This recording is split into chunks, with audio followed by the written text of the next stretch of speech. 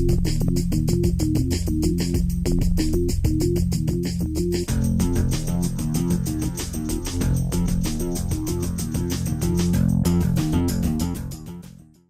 afternoon. Thank you for joining us and listening to me today.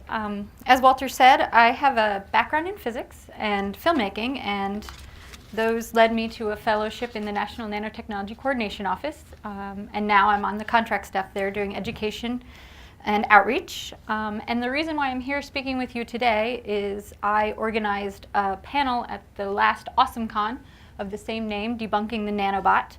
So I'm going to talk about what the scientists who are on that panel covered during AwesomeCon and also add some of my own thoughts about it. To begin with, pretty standard since the National Nanotechnology Coordination Office is a government office. My disclaimer, everything I say here today is all me, not the views of my employer or of the federal government, of course. So when I say things wrong or polemic, hold me responsible and not them.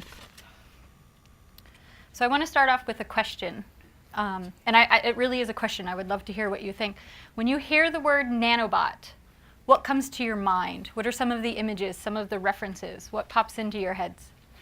Sure, go ahead. Microscopic technology that goes inside of you and corrects whatever is wrong. Okay, yep.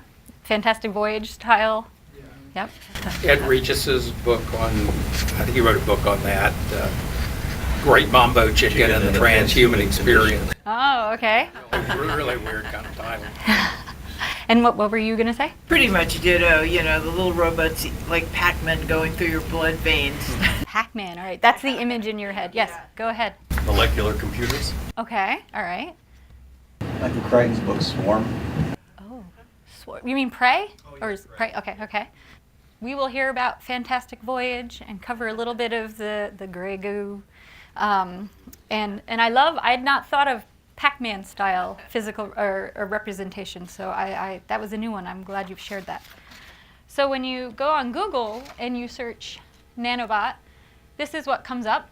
What I like is they're all kind of, you know, look a little bit like spiders or inspired by bacteriophage, and they are metallic and shiny, and to me they always look a little menacing, but I'm not a big fan of spiders. So when I see something like that and I think about it crawling around inside of me, it's not a happy feeling. But that's what you get when you Google nanobot.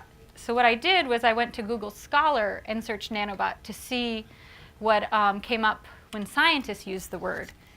And let me see, is this a pointer? So, yeah. So in both of these articles came out of Nature publications, not Nature, Nature Biotechnology and Nature Chemistry, and they're fairly new, 2012 and 2015, and I have the references if you're interested. But on the top, when they talk about nanobots, they're talking about DNA origami, and that's the picture that they use to represent it. And then at the bottom, they're talking about a nanoparticle that they functionalized. So a bit different from these guys, that menacing and metallic looking to the soft and squishy of biology. So, and that's a point I'm going to come back to, is this disconnect between what perhaps we imagine in our everyday and what scientists are thinking about when they use the phrase. But before I get started on the nanobot, I'm going to step back and talk a little bit about nanotechnology in general. And one of the things I tried to do in this presentation is pick out images of the nanoscale that might not be things you've seen before. They're not the common ones that you might get if you search nanotechnology on Google. And I took these images from, there's a image contest that the National Nanotechnology Initiative hosts. They encourage students who are doing research to submit images. And so I picked some of these. And this one, at the nanoscale, if you can see there's a bar at the bottom, 120 nanometers.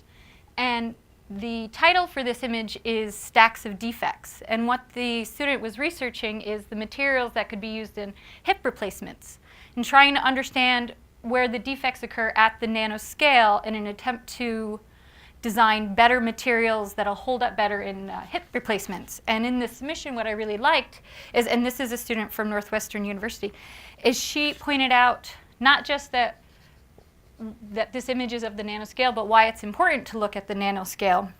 And it's because we're going to need over 500,000 hip implants per year by 2030 as our population ages. And so the research that she's doing now to understand how these materials behave at the nanoscale could translate into a better product for the future.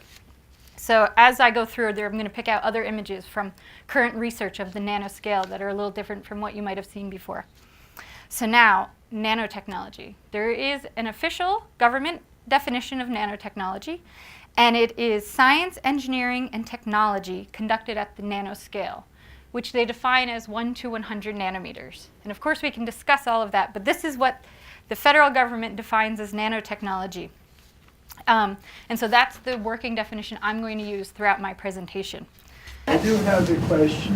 How many nanometers Yep. is there in a, I guess an inch or a meter? Oh, a billion.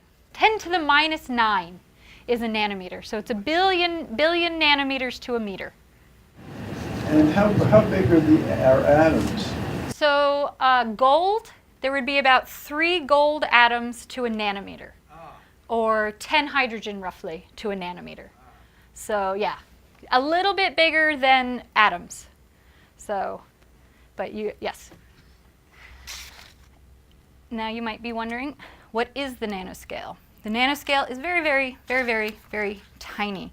And it's so small, I don't think anybody can really grasp it. So we have to use analogies to understand it and comparisons. So this is one of my personal favorites.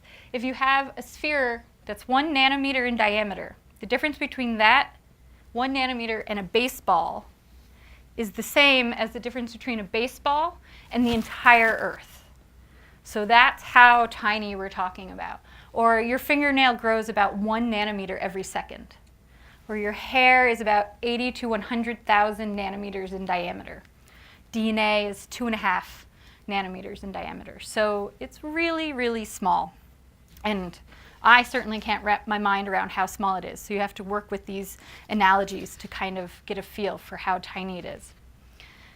And it is so small, in fact, that the visible light spectrum misses it. It's too tiny for any of the those light waves to bounce off of it. So it really is invisible. So when I show you images of the nanoscale, it's nothing like a photograph or anything like that. It's the interpretation of physical or chemical interactions at a surface. And I'm going to talk a little bit more about that in a couple of slides. But I just wanted to make that point that these images aren't photographs in the traditional sense. You're not really seeing the nanoscale. You're seeing some kind of interpretation of data because it's too small for the visible light spectrum to bounce off of it and to reflect. And this little screenshot I got out of a cute video that you can find on Vimeo. If you're interested, it would be more like if you have a child or a grandkid or a high school student who's interested. I thought they did a really great job of just explaining nanotechnology and the nanoscale. So, and I liked that picture. So now, as I said, it's invisible.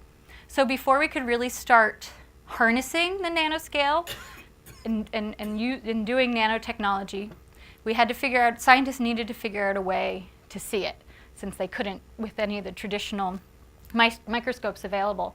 So in 1981, a group out of IBM invented the scanning tunneling microscope. And as I said, it's interactions. So how it works is you have a tip, which is the red tip, and you bring it close to your surface or your sample, and you apply a current across it. And then there's a tunneling current as these electrons basically jump that gap.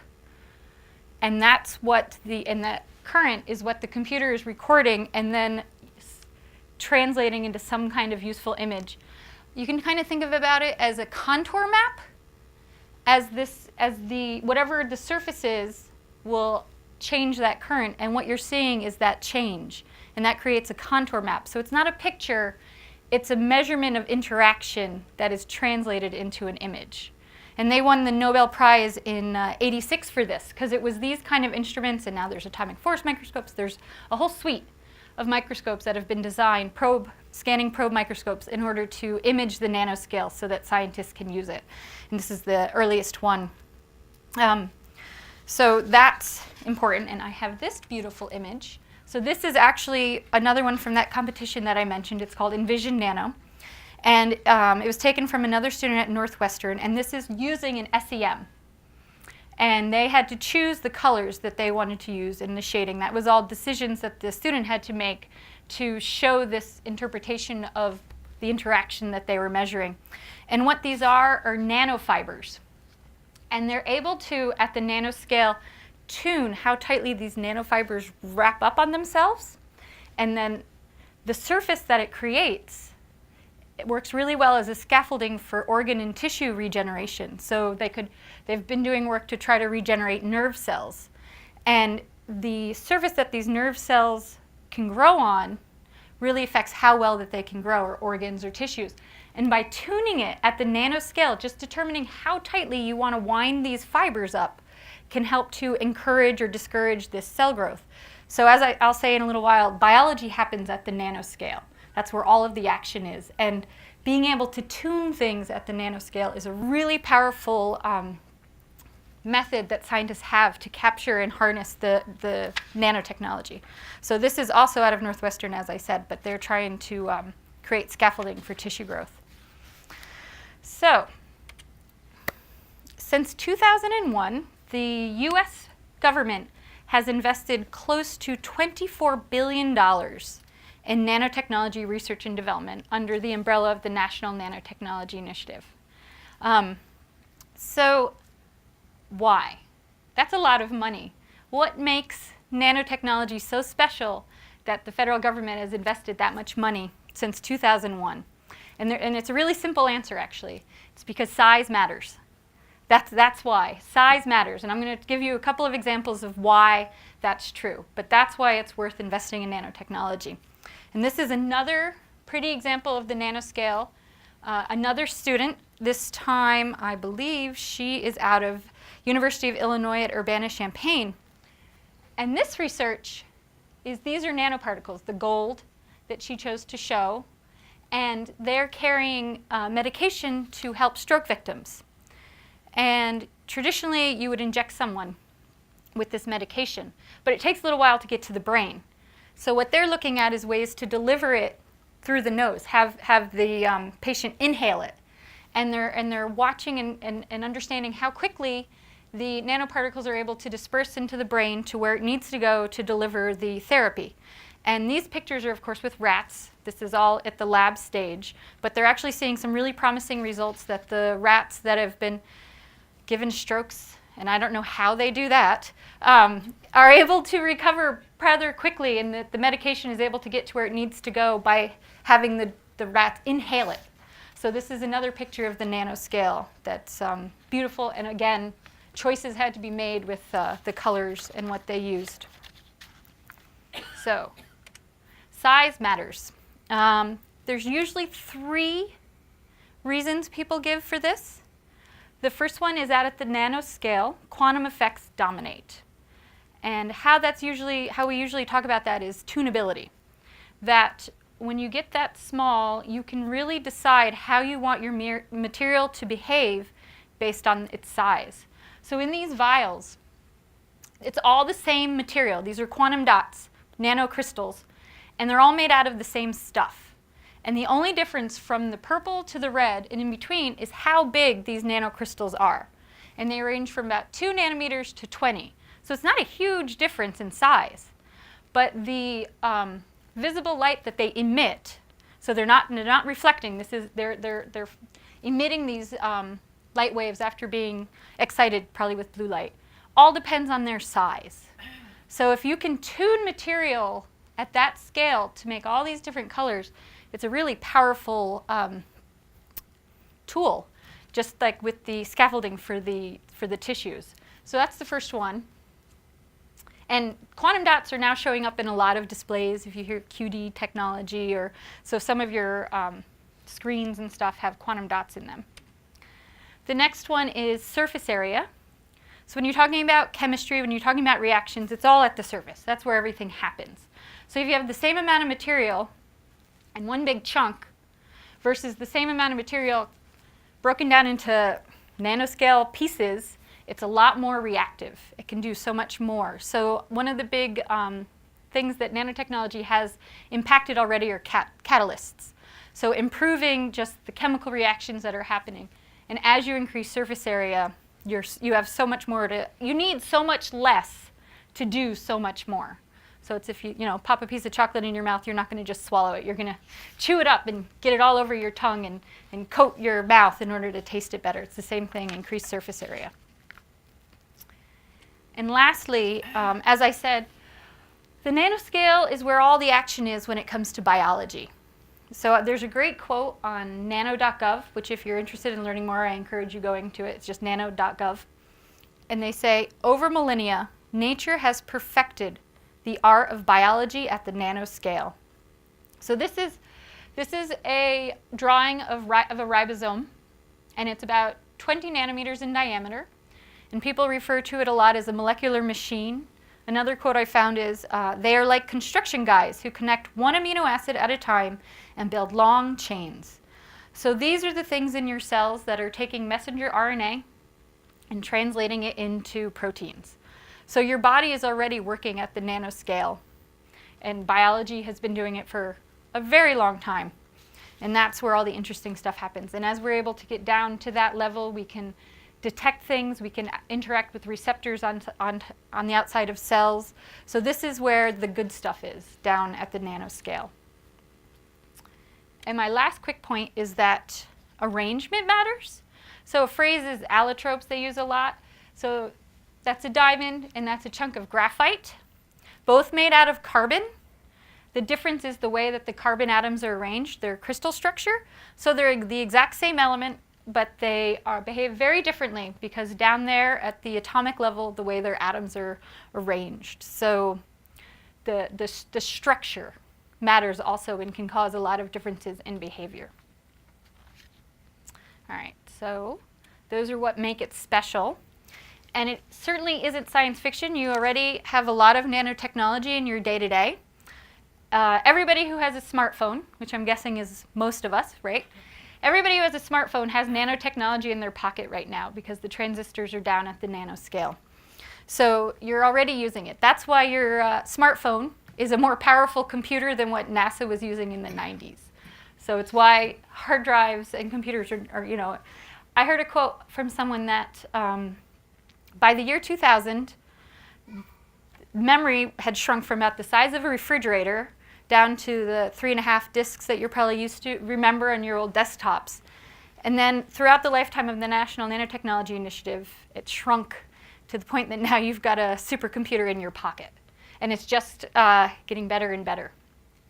So these are some other examples that you're probably aware of, or maybe not, that nanotechnology is helping to improve, because that's a lot of what it's doing now, is improving existing material or products. You've got sunscreen. The reason why it's not white and gloppy on your nose anymore is because it's nanoscale titanium dioxide or zinc. Water-resistant pants, stain-resistant. If you've got Eddie Bauer pants, that's thanks to nanotechnology. Just don't use a fabric softener. And lastly, this is from a company called Ultratech. And if you want some fun videos to watch, they're really cool if you look for them online. They do a coating, a stain-resistant coating, and they put it on a number of different things. And one glove doesn't have it and the other does. And that means just the dirt and the water and everything just comes right off. So they have videos where like two guys are standing in perfectly white shirts and they get blasted with a bucket full of mud. And the one guy is totally filthy and the other guy, it just rolls right off because of the coating. And they show with ketchup and all of this stuff. So it's really just fun. If you want to show kids about it, you know, they can get covered in chocolate and just rolls right down and off. Some other examples, as I mentioned, quantum dot displays, these little frogs in the corner. It's really helping to improve quality. I still watch most of my television on my computer, but if you have a flat screen, perhaps it's one that's quantum dot enabled. And then a lot of people tend to drop their cell phones in water. And I even read an article that a lot of people even take their smartphones into the shower now, which seems crazy to me. But if you can't let go of that technology, I guess, long enough to wash your hair, now they're creating, there's coatings that are available to make your phone not only water resistant, but dunkable. You can actually drop it in the toilet and then retrieve it. And it should be fine because of the nanoscale coating that's on it. I don't know if any of you remember There was the commercial a while ago with Lil Wayne, and he was dumping the champagne on his smartphone on the table, and it was fine because there's now coatings that are not only water resistant but waterproof that you can put on your electronics, and those are already available. Few other examples. So anybody who has silver jewelry, everybody knows what silver is like. When you get down to the nanoscale, silver nanoparticles are antimicrobial. So they're very useful for that. And they've already been on the marketplace in a couple of examples. Band-Aids that have silver nanoparticles in them to help fight infection. Washing machines that might have silver nanoparticles in them to keep them cleaner. And some sportswear, so you can, hit the gym and you don't stink so much afterwards because you've got silver nanoparticles in your clothing and they're helping to kill the bacteria that leads to that smell. So some athletes are ready, but I think you can also buy it yourself. It's available, so you can, run hard and not smell so bad afterwards. And then my little sister is a dentist, so I like this example a lot. Nanotechnology is showing up in a lot of dental applications. These are fillers. So for cavities, not only do they behave better, they're better at temperature changes. So the filling is less likely to fail from hot and cold transitions, but also they're having better luck at matching, so it looks a little more natural. So both a cosmetic purpose and stronger. So they're already showing up in some dental fillers, which I always like to tell her that she's got nanotechnology in her job. And then this last one, and I practiced my presentation on my mom, and she thought this one was pretty crazy. And this is only available in New Zealand now. I don't believe it's in the US.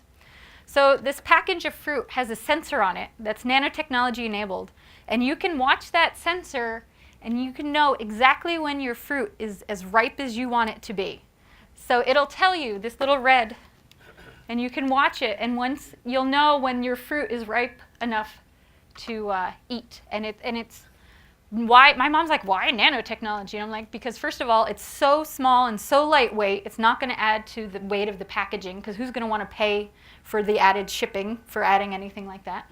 And it's so sensitive because of all that increased surface area that it can tell if those 4 pears are ripe enough, even though it's lightweight and it's small and it's pretty unobtrusive, to the packaging.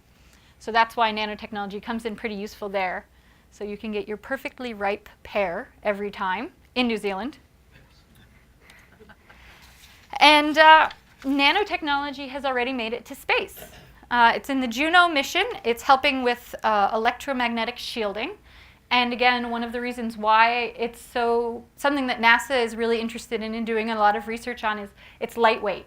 It can do a lot, but it's lightweight because you don't need as much for the same level of strength or sensitivity. So it's in the Juno mission, and then also NASA's done a lot with carbon nanotube sensors. So this comes back to surface area. You have so much more surface area in a much smaller space because weight is everything. You don't want anything heavy and bulky, but you need to, for example, monitor the quality of air for your astronauts. So you can do that using nanotechnology-enabled sensors, and you're not adding the kind of weight necessary. It's nice and sensitive, but not bulky and big.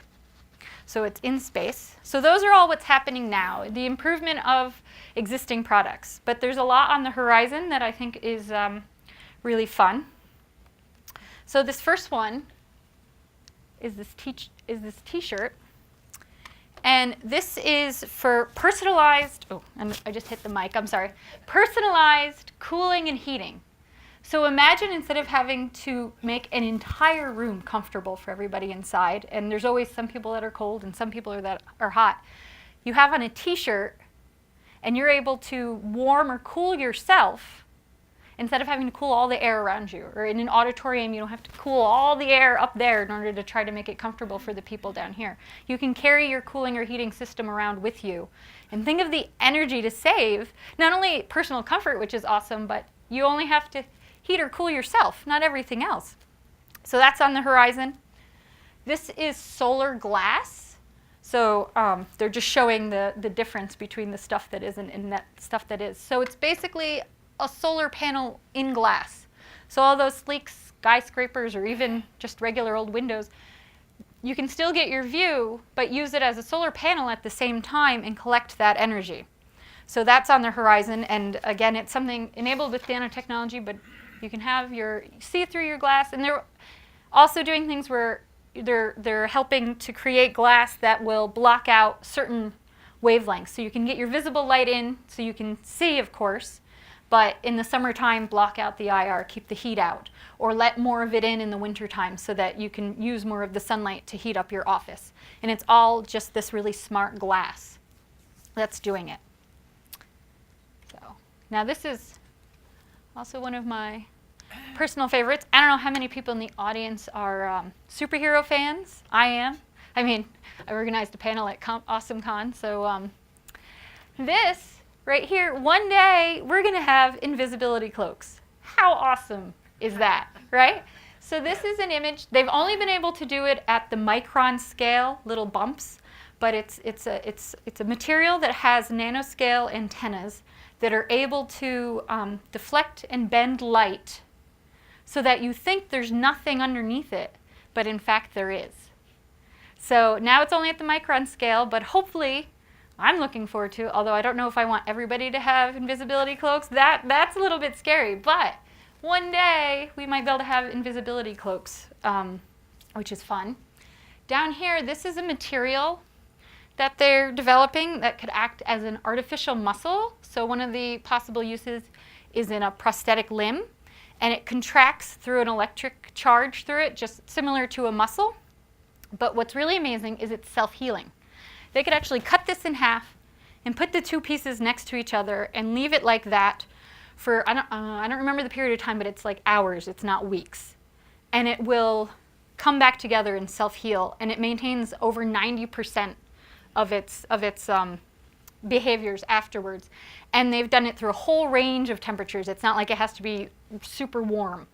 It just comes together and reforms. So it's self-healing artificial muscle. And over there, sitting on top of that dandelion puff, is a material that's been nano-architectured. So down at the nanoscale, they've created nano trusses, sort of like, think about the Eiffel Tower, but it's at the nanoscale. So you're creating material that's more than 99% air, so it's extremely lightweight, but then it's as strong as a metal. Now, they've only been able to do that at the laboratory scale. They haven't been able to scale it up really well. But one of the cool things is there's a video out there where they are compressing a nano-architectured material that's made out of silicon, which is traditionally very brittle. And they compress it down, and then it pops back up. It doesn't shatter under the weight, which is amazing. I mean, yeah, you look very surprised by that. They were too. In the video, all the scientists who were looking at this were like, whoa! It's one of those like really fun science is cool moments, because they're just as surprised as this guy up here was when I said that you compress it and then it bounces back up. So that's on the horizon. So these two adorable kids they were part of a video contest that the National Nanotechnology Initiative hosted. And they do research down in Puerto Rico on a chlorinationless way to clean water. And they're using actually nanodiamond. So it's a material that's similar in the structure of diamond, but down at the nanoscale. And it's able to kill bacteria and purify that water without using chlorine. And you can, I believe you can take it out afterwards, so you can reuse it as well. So that was their research. And there's a cute little movie called Chlorinationless, and they talk about their research. And then this picture down here is out of Rice University. And what they've created is a nano sponge. And it is extremely hydrophobic, so it hates water, but it is very much attracted to oil.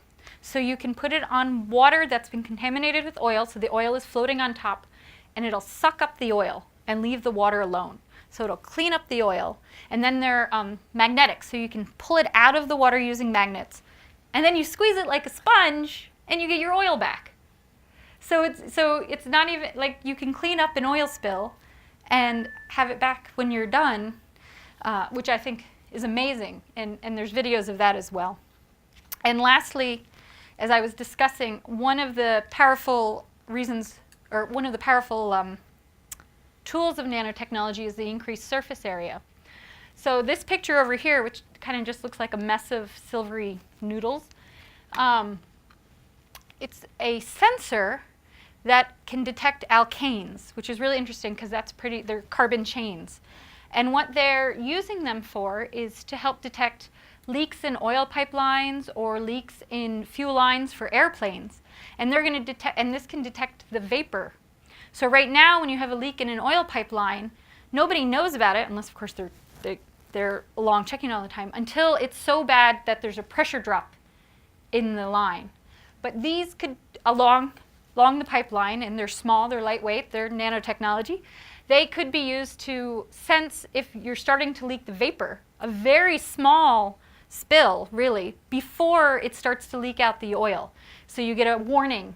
The same thing with one of the other applications they discussed was along a fuel line for an airplane. Right now, I didn't realize this, the only way they know if a fuel line is leaking on an airplane is visual inspection before you take off. And they've dyed the fuel, so they're looking for this colored leak coming off of these lines. So it's, unless somebody has to see it.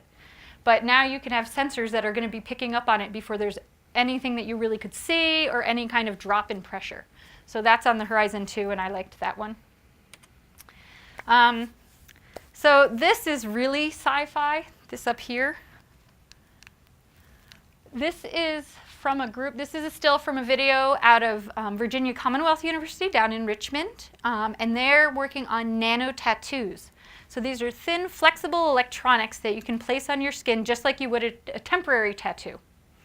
And what they've done in this image is they've put it on the wrists of the student, and they've calibrated it so that the nano tattoo is picking up different signals depending on how he moves his wrists. If he goes like this, or if he goes like this.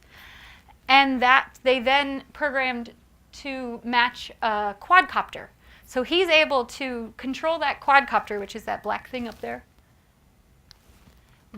completely wirelessly, just by the way he moves his wrists. So you see that in the video, that he's driving that quadcopter just by moving his wrists. And later on, they talk about one where they've created a nano tattoo that they put on someone's ear. And again, they're temporary tattoos. You can put them on and take them off. And they've got it on his ear, and they've calibrated to pick up signals as he's watching a computer screen. So he's actually able to spell out words that appear on the computer screen by thinking about them, and this nano tattoo picking up those signals, which is, right? It's total science fiction. It's amazing. Watch Virginia Commonwealth University nano tattoo. And I have references for all these if afterwards if you want to find out more, but the nano tattoos are amazing to me. And over here, oh yeah, did you have a question? Well, no, because they're picking up, just like with the, they might be picking up the electric signal that's going through your muscles as you tense it, or perhaps a lot of nano tattoos they're using now to measure sweat in people's skin to look at if they're becoming dehydrated or if their electrolytes are off. So they really are, they're calibrating it to pick up a signal, whatever that body signal is coming off. So they called it, in the video, they call it brain signals. I don't know what exactly it's calibrated to pick up, maybe like when you see, I know like electrocardiograph with the heart, I don't know what it's called when, EEG for the brain, but it's something that you can put on your ear, and it's flexible and it's thin, and take it off and on. So no, not telepathy. That would be, people talk about that sometimes as something that could possibly eventually be enabled, but not with these guys. This is a picture of the flu virus, and another thing that's on the horizon is a universal flu vaccine. So instead of getting your shot in the fall and hope that they guessed what this season's strain is going to be, it's a vaccine that will work with all of the strains. And I'm going to talk a little bit, I picked up another article about it that I'm going to talk about when we start talking about nanobots, but that's definitely something that's on the horizon, is the universal flu vaccine. Sure, of course. We talked about the nanoscale, which is a measurement. Mm-hmm. Are all these nanoparticles that you're then talking about that are measured in nanos, I assume they're different materials? Yes. Right? Yep. Different, like elements or? Mm-hmm. Like the quantum dots are made out of a semiconducting material. A lot of the nanoparticles might be made out of something that's much easier on the body, or they have a coating on the outside so that they can pass through the body. So yeah, the material is very different. And what's interesting too is that you can not only tune to size, but they're starting to tune to shape. And they found with cancer treatment that a nanoparticle that's like a sphere might accumulate in one part of the body differently than a nanoparticle that's like a rod. And so as they figure out more, they might know that, all right, if you have pancreatic cancer, for example, the nanoparticle we want to use to deliver the chemotherapy should be this shape because it tends to accumulate there more so than a different shape. So it's the materials are different, they can tune the size, and even now they're finding the shape matters a lot, especially in the body. So all these things can be tuned. Yes? So the problem with flu vaccines is that the flu virus evolves. Yes. So how do... So we're jumping ahead, but no, it's totally fine, and I'm going to make sure I give you the right words, so that's why I'm flipping. But it's what the flu virus looks for in order to attack the cells. And let me see. So on the outside of our cells, and what the nano-enabled treatment takes advantage of is something called sialic acid, and I'm probably saying that wrong, I'm not a biologist. So what they're taking advantage of is that all the influenza viruses that are affecting us, they're looking for something specific on our cells, and that's not something that changes from strain to strain because they need to know when they've found their target. So they fool them by putting having these nanoparticles that have this on the outside of them. So they go to the nanoparticles instead of our cells because we fooled them into thinking that they've found our cells. So that's how it's working, even though that's why it can be universal, because the treatment isn't for a specific strain that has evolved a certain way. The treatment is targeting the way that all the flu is finding our cells. So the last future application, we are going to get to the nanobots soon, I promise. And this was the reason why I picked this picture for last is because it leads very nicely into a nanobot conversation. This was from a story by CNN entitled "Swallow the Doctor."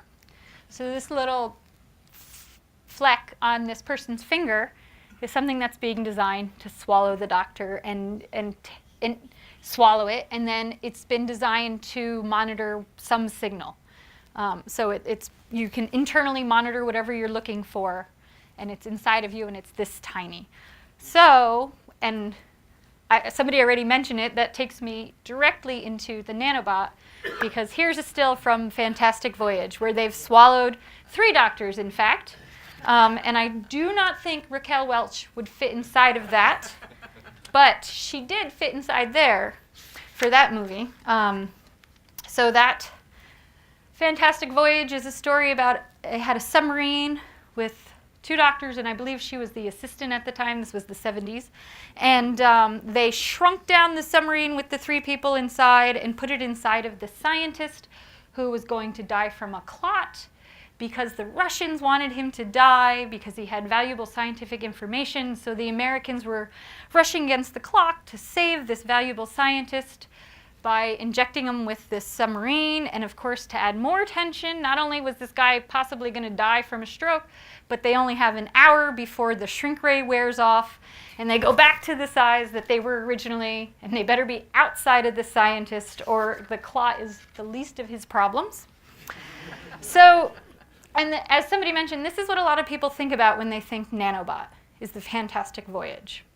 So, in this picture, they're floating through a vein or an artery, and they're surrounded by red blood cells. So red blood cells are about 700 to 1,000 nanometers in diameter. So if you're going to talk about nanobots that are at the nanoscale, then as tiny as this already is, it's too big, if that's how you want to define a nanobot. It's above the nanoscale already. But to begin with, I wanted to talk a little bit about the term. So when I hear the word nanobot, I think about the last half of it, bot. And to me, I think about a robot. And robots traditionally, even what we have now that are actually robots, this guy's from NASA, or what you think about in science fiction, they're big, they're macro scale. and they're shiny, and they're metallic, and they're striving for perfection, and they're free of messy biology, right? And they've been given a task, and when they're done with that task, you can usually reprogram them to do something else. And when I discuss nanobots, one of the things I'm going to keep coming back to is that they're far from metallic and perfect and shiny and clean. My mom, when I practiced this yesterday, she's like, they shouldn't be nanobots, they should be nanoblobs, because they're going to be gooey, and they're going to be based in biology or chemistry. And when you look at biology, biology isn't striving for perfection. It's striving for good enough with lots of redundancy so that it gets the job done.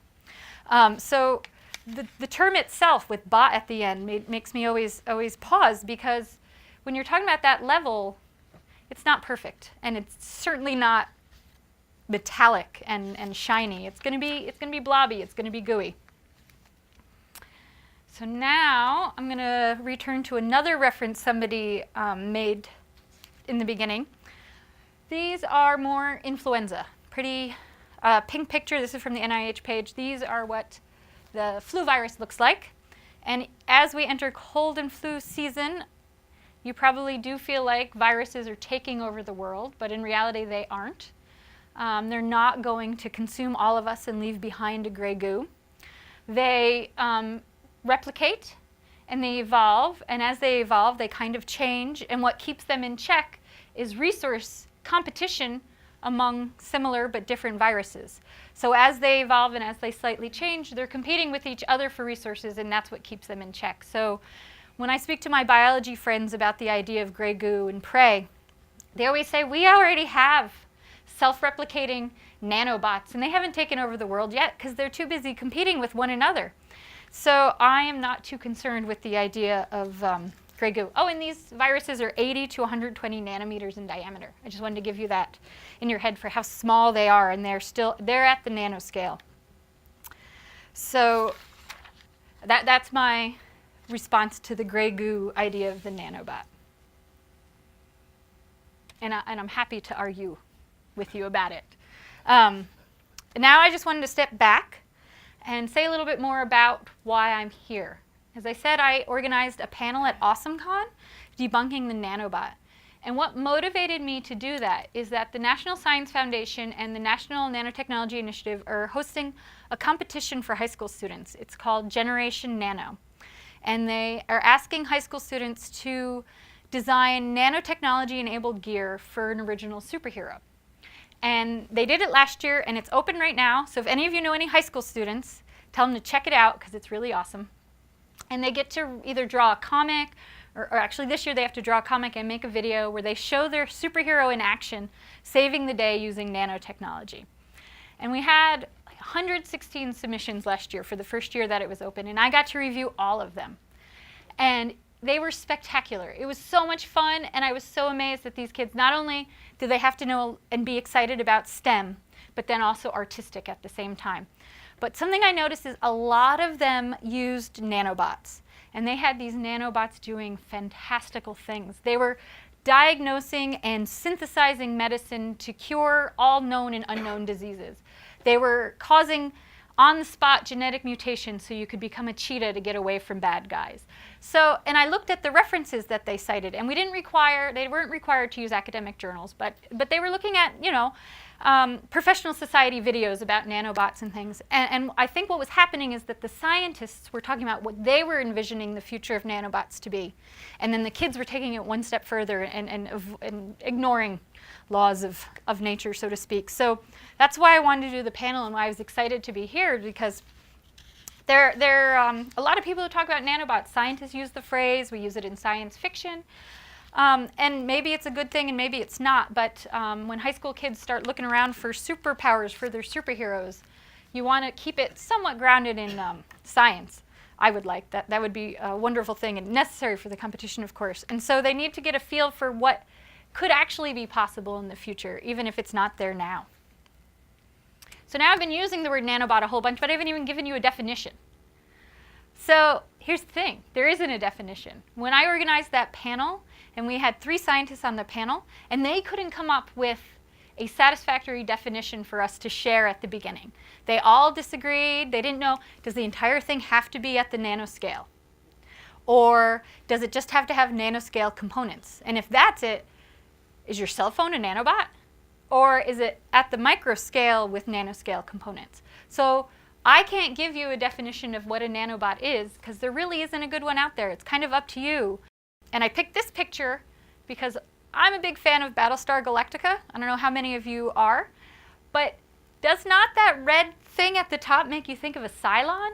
It's like their little brain thinking. It's their consciousness inside these little nanobots. That's exactly what I thought about. And that's my favorite.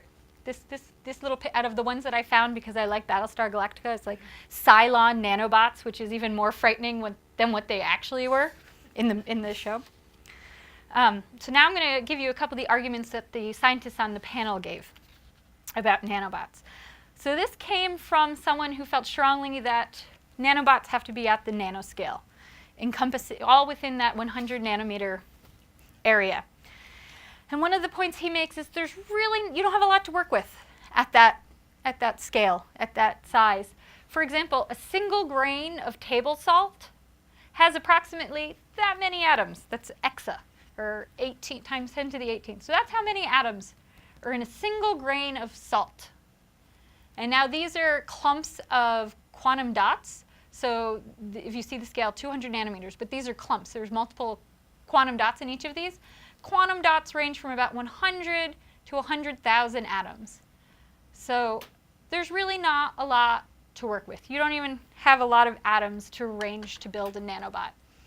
And as I mentioned, smartphones, depending on how old your smartphone is, the transistors are about 22 or 14 nanometers. So you're not going to be able to fit a lot in a nanobot that stays below 100 nanometers. You're not going to get the glowing red mind of a Cylon inside of a nanobot if you want to keep it that small. So that's the first argument for maybe not the kind of nanobot you would imagine. Nothing this metallic and perfect and machined when you've only got a few 100,000 atoms to work with. What in the second picture there? What are we looking at? These are groups of quantum dots. So the same thing that were in the vials at the beginning that were the different colors. Okay. So they clump together in a very predictable fashion, but each clump is a number of quantum dots together. And they're all, if you look, even these clumps are about 200 nanometers. And they're still, each quantum dot has only about 100 to 100,000 atoms. So it's just to show that at that scale, you really don't have a lot of atoms to work with to build anything. And what material are quantum dots? It depends. They're usually a semiconducting crystal. Okay. Okay. So they're made out of not anything gooey like biology. These are going to be crystalline, yes. So the next argument is, well, if you're not going to be able to machine something, then are nanobots nothing more than chemistry? And this is a picture of a nano scooter. And I gave the link here because this nano scooter was designed and created by a student team for a competition out of, the competition is out of Harvard. It's called Biomod.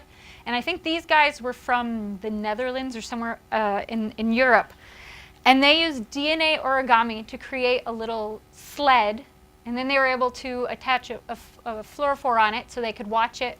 And then they used platinum that reacts with hydrogen peroxide to create a forward propulsion.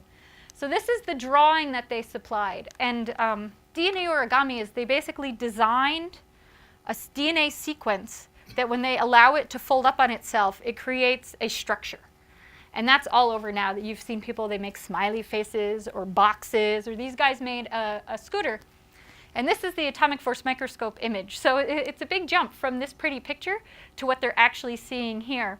And this is, different scooters on the surface and then a zoom in. And it's at the nanoscale, 40 to 70 nanometers. And think of it as a contour map. So this shiny part is like this back here. And then it narrows down as it goes. So, but this is chemistry, right? You put it in a beaker, mix it up. A little more complicated, but that's basically it. But they've created a nano scooter. So is this a nanobot or is this chemistry? And again, this is soft and gooey. This is This is biological components. What is the C of that? The ABC? Oh, that's just because I took it out of a, the C is what they think when the DNA folded in on itself. This is the DNA pattern that they were trying to construct with from the DNA folding on itself. Great. So one of my pet peeves when we discuss nanobots, sometimes people assign them agency. They discuss nanobots like they're thinking and they can make decisions. They can take in the information in their environment around them and choose what they're going to do next. And I heard this great scientist talk once about how, to her, it's the scientists, of course, and the engineers that have the agency. They're the ones looking at the way the body works and designing. These are, for example, a multifunctional nanoparticle that can do the job that they want it to do. So it's the scientists and the engineers, obviously, that have the agency. And there's a lot of things that these nanoparticles can do, and they can vary in what they're made out of, but they can design nanoparticles that are camouflaged. You can make the surface of them look like a red blood cell, so they can pass through the body without being detected to get to where they need to be. Or various functional groups on the outside if they're looking for a certain kind of cell or if they're carrying a certain kind of payload. So engineers are already designing nanoparticles to take advantage of our bodies. So they're the ones thinking about it. The nanoparticles are diffusing, and that's an important term right now. They're not, it's not like a first-person shooter. They're not swimming through our veins seeking out something. They're diffusing through our bodies and based on our biology going to where, ending up where they need to be. So it's the scientists and the engineers who have agency, not the nanoparticles, not the nanobots. And now this is back to the flu vaccine that we were discussing earlier. So these little things are influenza. And this is a drawing of what they pictured their nanoparticle looking like. And the spike things that look so very symmetric and perfect, they are very purposefully spaced around the sphere. It's the right spacing to help trap these flu viruses inside, because they are attracted to these spikes and they get stuck in them, tangled up, and then they can infect in this case, the mice. So they had the mice inhale, and these were in their lungs, and they had a huge success rate. It was like 75%. And I have a reference here if you want to look it up. Did not get the flu because the flu viruses were getting tangled up in the nanoparticles. But you've got this pretty picture, and then you have the chemistry. It's dendrimers, and it's actually three-dimensional. And so it's this polymer branching out, and on the outside is that, and I'm going to say it wrong again, sialic acid that lures the nanobots, or excuse me, that lures the virus. And again, when I say that, I'm giving the nanobot agency, right? I'm saying the nanobot lures the virus. But not really. It's the scientists who designed this knew that this was the functional group that the virus would be attracted to and designed it this way. But there's a big difference between that. That's really catchy. I'd read that article and that. All right. I'm sorry that I didn't think this would be so long. Okay. So now I'm going to talk about some nanobots that aren't at the nanoscale. These are the examples of nanobots that have nanoscale components but are at the microscale. And what I want to make clear is these are all theoretical. These are awesome ideas that have not happened yet. And these were a couple of things that one of the scientists at the panel discussed. And this first one, these are called respirocytes. And what they are artificial red blood cells. And they don't exist. This is all theory. And they can release oxygen and capture carbon dioxide. So you could put these floating through your blood cell or your circulatory system, excuse me. And if you look, they're about the size of red blood cells. So they're no longer at the nanoscale. But the only way they could ever possibly be made is if you can make things at the nanoscale. So nanoscale components enabling a microscale nanobot. Once again, all in theory. This is a guy named Rob Freitas. So if you want to learn more about theoretical artificial red blood cells as one possibility. And this is called utility fog. Again, microscale components that are enabled through nanotechnology. And this is also, again, theoretical, and it came out of this thought experiment this person was having about designing a better seatbelt. So now you have your seatbelt across your body, and if there's an impact, your body takes that in. Of course, if you have a airbag, but that impact is across the belt. So just a small part of your body absorbs that energy. So what this guy was thinking about was, what about having this thing that is undetectable that's floating around you? And if it receives some kind of signal, like rapid deceleration, it locks into place over your entire body so that that forward motion, that impact is, your entire body absorbs that energy instead of just the belt. So this was the idea behind the utility fog. And now they've got, you can make a building by bringing these things together. So this is, let's say, all theory, but one example of a microscale nanobot, perhaps one day enabled through nanotechnology. But we're not there yet. We're far from it. So now we're back to biology. And we have the ribosome, the molecular machine. And this is biology's answer to the nanobot, right? And in preparation for this talk, I read a really great review article entitled Rise of the Molecular Machines. It's from 2015. And what they show is this. Whole chemical structures. But what you're seeing is something that can synthesize a tripeptide chain. So it's able to do what a ribosome does. Put together peptides to create a protein chain. And they call it, the way the authors describe this is a very primitive analog of the task performed by the ribosome in cells, but arguably one of the most sophisticated performed by an artificial molecular machine to date. So the closest we have to a ribosome right now, which is putting together the proteins that you use, is this, which can put together 3 amino acids. So you don't even call a protein unless it has about 30 amino acids in a chain. So we haven't even gotten up to the simplest and tiniest of proteins yet. We have 3 amino acids in a row. But this is arguably the most sophisticated molecular machine we have so far. So we have a long way to go, but people are certainly working on it. So that was a bit of a review of what's out there for nanobots. And in my abstract, I don't know how many of you bothered to read it, but I end with a question. And my question is, if it hurts to dream of manufactured nanobots. And that's what I kind of want to have this discussion be like. So I would love to hear what you think about the word, if you think it's useful or not, the drawings that I showed, the artistic representations of nanobots, if they're useful or could they be harmful, if they're just something to get your attention, and that's always a good thing when it comes to science. And if their use in science fiction, is this something that can inspire, or if it's dangerous? Do you think it's scary to be using the word nanobot, alarmist? And not only in science fiction, but those scientists I said that have nanobot in their articles, if that's a useful term. So that's kind of what I'm hoping we have now, is a nice discussion about that. And I want to end on a quote. So in 2003, there was an open debate between Eric Drexler and Richard Smalley. And Eric Drexler discussed a lot about molecular machines and atomically precise manufacturing and being able to bring together atoms precisely to build things. And Richard Smalley felt very strongly that that was never going to be possible, that you have sticky fingers is the phrase he used, that you wouldn't be able to ever precisely place atoms where they needed to be. So during this debate, that was a series of letters that were published in C&E News in 2003, Drexler shared a quote. And this was the quote that he shared.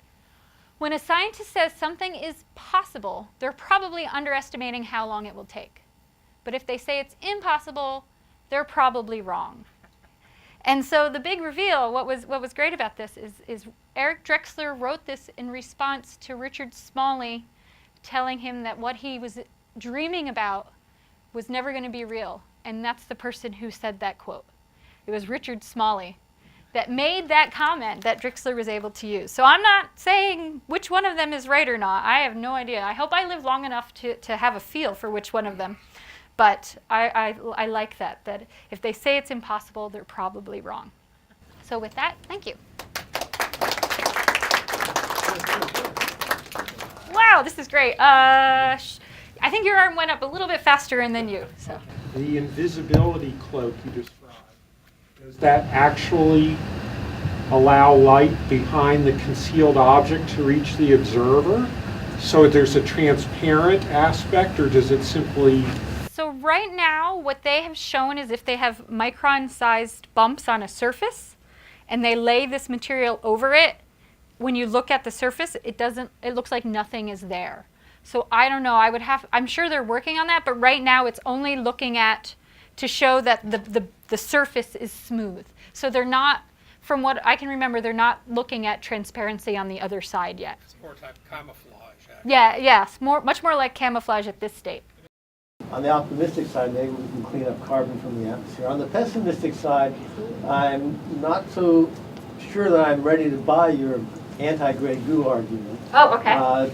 I could imagine a lot of objections. One, that maybe an intelligent designer could design a more efficient virus than evolution has done, especially as artificial intelligence becomes very skillful. And second, a nanobot or nano whatever might not run out of resources that it's competing for because it might be made to absorb just about everything. Okay. Whereas Like whereas the virus has to go only after specific things. Yep. But there may be other objections too, so why don't you argue your case better? Oh, well, I don't want to spend the whole time arguing myself. Yes, maybe one day a artificial intelligence, I don't know if it's going to be, it's not going to probably be Watson, but maybe Watson's great-great-great-grandchildren or something, might be able to design something better, and perhaps it won't be the same kind of resource limited as viruses that we have now. I don't know how to respond to that because I think that when biologists discuss this, they're assuming some sort of evolution involved. As these things replicate, there's probably going to be some kind of mistakes or something that's carried on, and they're going to branch. That's the argument. And then as they branch, even if they can use whatever they want around them, they're still going to be competing with each other. I don't know if Watson's great-great-grandkids could be so smart as to design a nanobot that could self-replicate perfectly every single time when you're talking about that kind of length scale. So I feel like the competition aspect of it probably holds, but that's as far as I can. Other people are willing to jump in on this and argue this some more, but that's sort of my feeling on it. When you look around, think about the things, the ideas that might have legs, the concerns about, some people immediately panic and say these things will spread out and we can't detect them, and they'll be in everything, and they'll change the way things function. What are the current sort of scare ideas that you see running around, and what are the kind of responses we can make to Current scare ideas, specifically with nanobots or nanotechnology in general? Okay, because it's interesting. Side note, and then I'll get to your question, is that I had a video conference with a class of undergraduates earlier this past week. There were over 20 kids in the class, and I made reference to gray goo. And only one of them had even heard of it. Like, to them, that whole idea, that scary prey idea, none of them had even heard of it before. So that seems to be a scare tactic that's I don't know, millennials haven't seemed to pick up on it yet. They've got a lot more things to worry about, perhaps. So I think when you're talking about, especially when you made a comment about it being not detectable, and that could scare people because it's so small, it's invisible. But I think that one of the responses that I could give to that is the National Nanotechnology Initiative has a signature initiative, which means it's an area where government agencies have felt it's important that they want to kind of concentrate on and work towards. And one of them is called, and I might get it wrong, but it's like nanotechnology for sensors and sensors for nanotechnology. So it's twofold. One is using that increased surface area to improve and make better sensors. But the other side of that is coming up with ways to detect what they call as engineered nanomaterials, because there's naturally occurring nanomaterials all over, coming out of your diesel pipe or volcanoes, or so being able to distinguish between what's already around and what's been engineered is something that they are thinking about, and that is creating sensors for nanotechnology. So that's probably not perfectly satisfactory to you, but the idea that these things could be completely undetectable and around us, that's something that's being thought about, and there is effort being put forth for sensors for nanotechnology, because they don't want it undetectable. They want to be able to, I mean, it's not useful. If a scientist is doing experiments with nanoparticles, for example, to treat cancer, they need to be able to know if it got to where they wanted it to go and it did what they wanted it to do. So designing something that's not detectable is not in the best interest of the people doing the research right now. And if you're talking about the environment, if you want to be able to use some kind of nanomaterial in the environment, how are you going to be able to know if it's doing what it's supposed to be doing if you can't find it? So I don't know if that's satisfactory, but people are certainly thinking about it. And like I said, there is an effort for sensors for nanotechnology. So I hope that helped. Yes? One of the things that I'm a good person to ask about getting confused, because I get confused easily. It seems like nano is a measurement. Mm-hmm. So and I then confuse about talking about, it's like meter bots or mile bots. Yes, yeah, absolutely. And so it's kind of like it's not a thing, it's a measurement. And then if you're just talking about a small, it then begins to be in the lead with using the word cyber. And that's an argument that it's been around for as long as people started using the term. And what is nanotechnology? Because I just argued, is it chemistry, biology, physics? So I think that the phrase is useful as a way to classify efforts at the nanoscale, because all of the it's interdisciplinary. If you want to work at that scale, you need to have a feel for biology, you need to have a feel for physics, you need to know chemistry, you need to know all of these things. And why it's useful is all of these different disciplines, they can come together and work with their knowledge to solve whatever problems, like being able to image or to be able to manipulate at that scale. And having a phrase like nanotechnology for them to look for and to describe what they're working on as they come from all of these different disciplines is useful, so that, and I don't want to overlapping efforts or similar efforts. The point of like the NNI, one of its purposes is to help all these different communities to come together to solve these problems that they're all going to be facing as they start working at this nanoscale, so that they're not all trying to solve it. It's not a duplication of effort, or it's not these guys solving it the way that a chemist would solve it and these guys trying to solve it the way that a physicist is trying to solve it. And those two separate ways might not be the answer, but if they come together, then maybe they can come up with the answer. So you're absolutely right, it's a scale. That's why it's kind of hard to get around and to classify. When I was talking about all of those current usage in consumer products, making things better, it's actually really hard to call something or a company or that's a nanotechnology company that is making because they're making things better by manipulating things at the nanoscale. So everything that you said is right, and it's debates that have been happening. Is nanotechnology just chemistry? And now they call it nanotechnology. And it's all about a scale, and it's all about an adjective that this is a type of nanotechnology enabled. But where I think it's useful is that so all these different groups that are working on problems at this scale know to look for each other and know to approach it with all these different points of view. And when I was talking about, for example, these signature initiatives, it's multi-agency. It's a lot of different perspectives. It's the basic science. It's coming from the Department of Defense. It's coming from health and NIH. It's all of these scientists that have expertise in these different areas that decide they want to talk to each other and use what they have to solve a joint problem. So I think that's where the phrase is useful, to help bring together these different people and show that they're working on similar problems and can solve it better together. Can you comment in terms of the dollars being invested in this effort, civilian versus military? And also, is it just pretty much every big country or every Western country? I mean, how, any sense of who's most strongly focused on this? Sure. First, I'm also going to refer you to go to nano.gov because it's going to have the exact numbers, which I don't have memorized. What I mentioned was the nearly 24 billion. That's all the federal government's investment, and under the National Nanotechnology Initiative is certainly the Department of Defense. And I don't know what piece of the pie they are, but you can find that number on nano.gov as for defense spending, and but that number is for the entire federal government. But that's out there. I don't know what it is specifically, defense versus the rest of the federal government.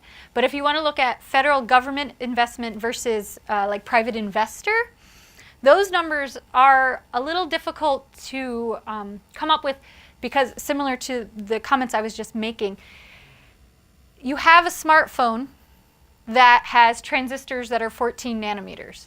Is all of the money that Apple put into developing that smartphone, do you call all of that nanotechnology investment, or just to get those transistors? Or the coating that keeps it water resistant or dunkable? Does the entire cell phone now, or smartphone, fall under nanotechnology investment, or is it just those two components? So it's hard to say. There's reports that you can also find on nano.gov to give you a little bit more information. But the one that comes to mind that I think is from a research report, and again, nano.gov, they'll give you the exact, but what they were quoting was that for every dollar that the US government spends, so federal investment in nano research, they were saying that it was $12 in private investment. So, and what's important with this nanotechnology is, of course, a lot of it's basic research. So it's in the lab, it's federal investment to get it to a point where it could be picked up by private investors. But that's the number that comes to my mind, is that 1 to 12. And as far as other countries are concerned, usually when we talk about the US government, they compare it to countries like Japan or all of the EU. And they all have their own efforts in nanotechnology. Every year in Japan is a huge conference dedicated to nanotechnology, and it's all throughout Asia, and people from the United States come. So the United States, some people, I think that we usually come out on top, but we're certainly competitive. We're not the only ones looking at nanotechnology. This is definitely global. Developed countries are certainly doing their own research and, again, working together. That universal flu vaccine that I was talking about, that was that specific one where it was the artist drawing and then the dendrimers. That paper, I believe, was research groups that were partnering together from the United States and South Korea, and they were working on that together. So it's definitely more than just the United States, and we try to stay competitive. So we're not, it has so much potential and so much promise. You want to keep investing in it, but the private sector is investing, and globally people are investing. Was that okay? How did that feel? Yeah, and go to nano.gov for more numbers, definitely. Yes, last one. To what extent is computation or simulation part of nanotech research versus maybe like bench work?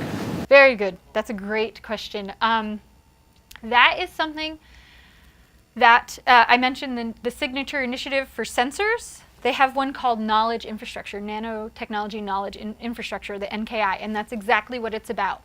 It's designing, now becoming much more, it's creating databases. I don't know how many of you are familiar with protein crystallography, where you're coming up with the structure of proteins, and they've got, you have databases online where people can look at it. They're trying to do the same thing, databases online where other people's nano research of these structures at the nanoscale or what's going on at the nanoscale is something available for everyone. And simulations are very, very important. There's a lot of effort in that. There's actually a group, and I'm not going to remember where, and they are all computational from what I understand, and they're looking at self-assembly at the nanoscale, so something building up. And they're able to put a bag of Legos in a dryer and run the dryer for a while and predict the shapes that are going to come out from these Legos.